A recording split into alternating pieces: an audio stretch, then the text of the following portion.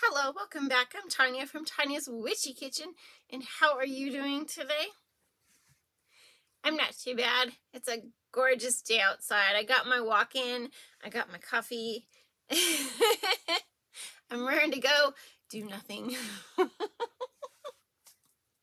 Hey, you gotta have those days. Even though around here we don't really have those days where you do absolutely nothing. I like to think I do absolutely nothing some days, but I don't. I start making notes and I start planning things and I start planning soaps and all the things I'm going to do. And then I get overwhelmed because I have too much on my list. So that is not always a good thing. But yeah, beautiful day. I've been picking herbs in my herb garden. My chamomile plant's about 2 feet high. He can be a little taller, and just buds galore. So I've been getting maybe about 1/4 of a cup to 1/2 a cup of buds every day, every other day. Yep, and my sage is just beautiful, and my lemon balm is just beautiful, and my lemon verbena is just beautiful, and my mint is overwhelming. I'm probably just gonna go hack it off. Seriously, I'm just literally gonna hack it off and pick the leaves off and go from there. An easy way to get the leaves off, because some people just pick. I mean, that's kind of how I did it. But then I was thinking about it, and you see all these chefs, like with certain herbs, they'll go backwards, right? It works perfect with mint, because mint grows up, and then you have that top part where the 2 or 3 flowers, it's like a bunch of little leaves, and then the flowers come out of there. Well, if you hold it there and you go backwards down the stem, all those leaves come off, and then you're just left with the top to pull apart. Yeah, so I've been doing that with everything. The tarragon, the lemon verbena, the mint. The only thing it doesn't work for is the dill. The dill, you literally gotta. Yeah. I like the dill weed. My grandma always put the dill seed in the pickles, in the pickle jars, the big tops. She always wanted the tops, and I never understood that because the whole thing smells like dill. The whole thing is dill, right? So, yeah. So then when I started just putting dill weed and dill stems, and she's like, "You can't do that." Guess what? Yes, you can. It's dill is a dill pickle because it's still dill. But anyway, yeah. So I've been having fun in my garden, and the leaves are taller than the tomato plants, and they're taller than the cucumber plants, and they're taller than the beets. So we have to go weed. It wasn't my responsibility to weed. I didn't plant that stuff, but we're gonna have to go in there and weed. But it was so freaking hot the last 2 weeks that I told my husband, I said, it's actually better protection for them right now, like these last couple weeks, just for them to be under the weeds, because they're kind of protected, and then they get that moisture. We've been having so much dew, maybe the humidity's up in the mornings. So like I said, that really has helped my garden because I forget to water it. It's not my responsibility. I didn't plant it. So I do water my herbs a little bit. When I think of it, when I'm watering the ducks. Putting water in the bins for the ducks. They need a pool. They don't have a pool. I think they swim in my son's pool. It's just a feed trough. So, oh man. But anyway, today we are doing a beautiful butterfly swirl. I'm not going to tell you anything about it. You can check it out in the video. 3 things. Dream big. Be true to you. You are worth it. And let's go check out the Kentucky Bourbon. And on to our soap. This is the Kentucky Bourbon. Why? Because that's what Brambleberry calls it.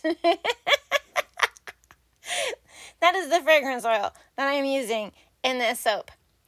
Yeah, I've had it quite a while and haven't done anything with it. And I was going to make a beer soap out of it. And in the end, I did not. Let me see. No, I did not. Just my basic lye water, you know, this, that, and everything else. And then the Kentucky Bourbon fragrance oil. A butterfly swirls. These actually take me, I mean, I've seen people do them so many different ways. And the best way I can do them, it also depends on you know, your colors and how big of a butterfly swirl. I actually did one a couple years ago that had big wings. Like the whole soap was, you know, the wings. You'll see what I mean. But it'd be really cool if I could get just a baby butterfly in the middle of the whole soap, but I haven't achieved that yet. One of these days I will.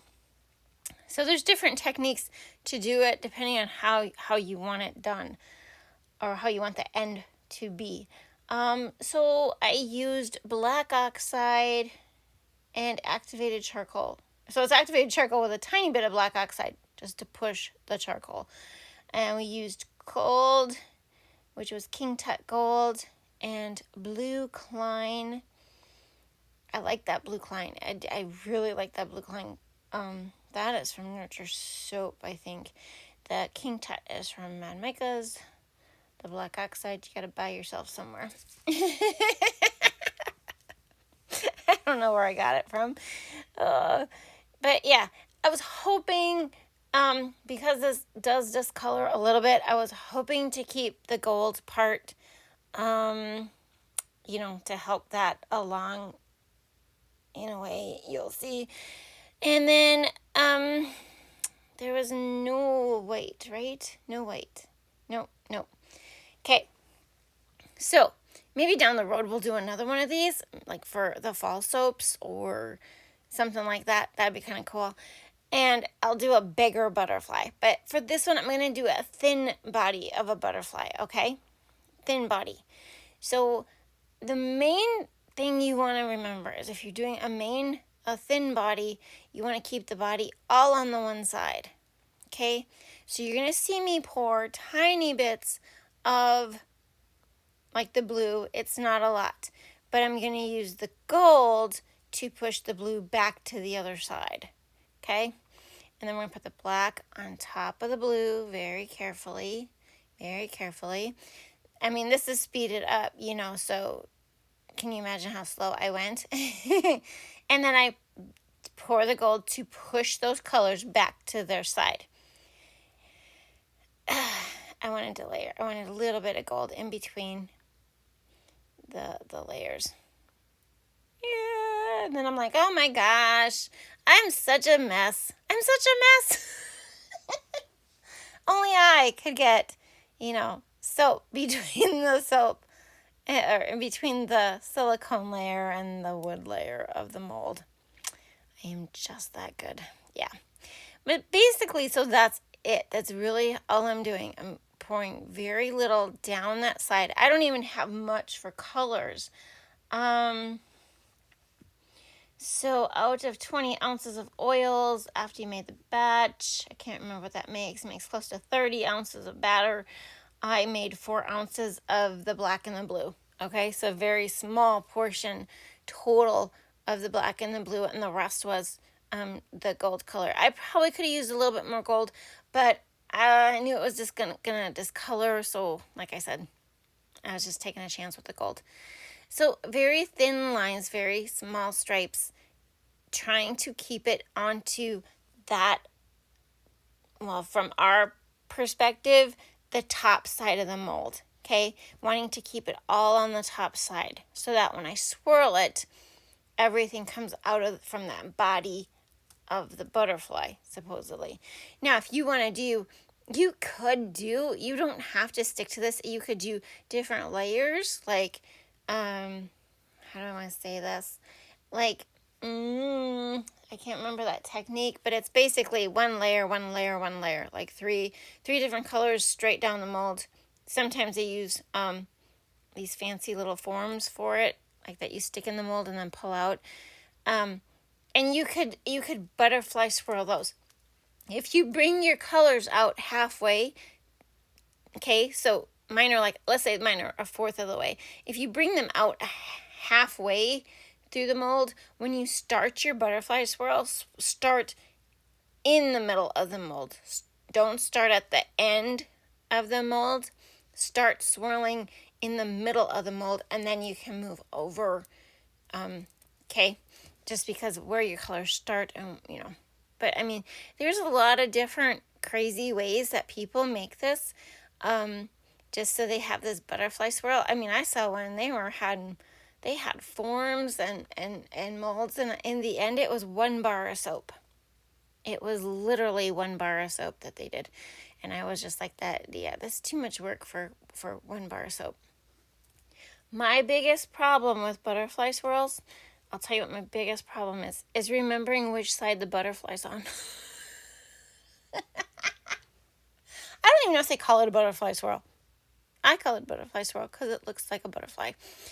But I literally do not always remember where the butterfly is, like where I made the body, because eventually you do the top, and I should just mark it, right?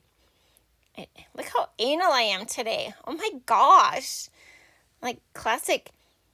I mean, that is something like one of my daughters would do, because she is a type A personality, and I'm very much a perfectionist in everything that she tends to do. But with my soaping, you've seen me. I'm not normally this specific, but I was really trying my best to just, make it work. But like I said, okay, so see here, I am now putting the colors on the opposite side of the mold. What I should do is put like a bright neon sticky on the on the side of the mold that has the body of the butterfly.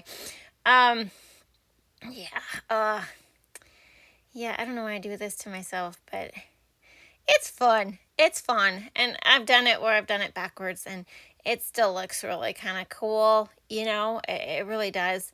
But all you have to remember is, seriously, you get your colors in there, you can do solid, it's a lotus swirl. I think it's a lotus swirl. Is that what it is? Because I think it's one I've never done. I've never actually done it, because you cut the bars a certain way and blah, blah. It's kind of like a wood grain, but, type thing. But yeah, so definitely giving this soap a good hanger swirl, and I hope I have the right side there. But, however you do it, you can do different layers.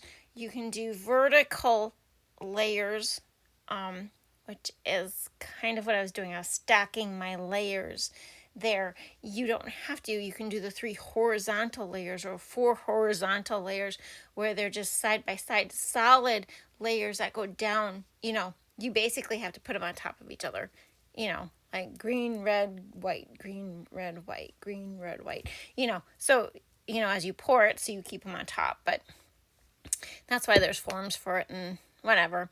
But at the end, I put gold, King Tut gold, on top, just to give it a little bling, and just a little swirly swirl. I didn't really know what I wanted to do with the top. It's super pretty though. Isn't that super pretty? And to the cut of the soap is a nice, beautiful, solid bar. This was made with my master batch that contained, what did it contain? Castor, coconut, olive, canola, tallow, sunflower, shea butter. Shea butter. Yeah, lots of hard oils there. So it made for a really nice, solid bar, which is really good. I had like a, yeah, you don't want to hear the specifics. Fatty acid profile and what the ratio was, and yeah. No, you don't. Nobody cares. However, this did turn out pretty much how I wanted it to. I wanted it a small body with bigger, not really. I wanted bigger wings, but I knew it wouldn't be because of the way I was doing it. Right down that back side. keeping it thin, keeping it small. Really kind of pretty though. Really pretty. Overall, really happy with this. Could have maybe took the hanger more down this side, and done like more of a K, like a swoop, like a cursive K, it goes up and then it comes, people like cursive K, it's up and then a loop and a loop. Look at that. Isn't that cool? That's the butterfly swirl. And here are the fragrance notes for this bar.